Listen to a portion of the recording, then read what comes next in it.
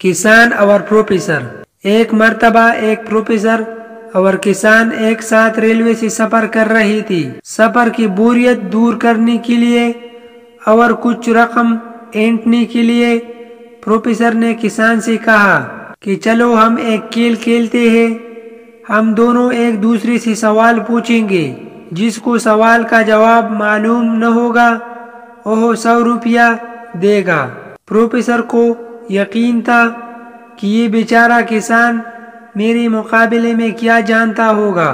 کسان نے کہا ٹھیک ہے، لیکن میری گزارش ہے کہ آپ پروفیسر ہیں، بہت کچھ جانتے ہیں، میں غریب کسان ہوں، اگر آپ کو کسی سوال کا جواب نہ آتا ہو تو آپ 100 روپے دے گی، اور اگر مجھے کسی سوال کا جواب نہ آتا ہو تو میں 50 روپے دوں گا۔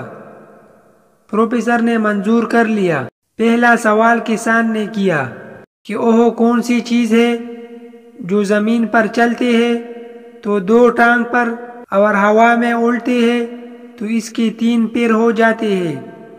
پروفیسر نے بہت سوچا اور اس کے بعد خاموشی سے 100 روپیہ کسان کی طرف بڑھا دیا اور کہا کہ مجھے جواب نہیں آتا۔ کسان نے 100 روپیہ لے کر رکھ لیا۔ پروفیسر نے کہا کہ اب تم تو جواب بتاؤ۔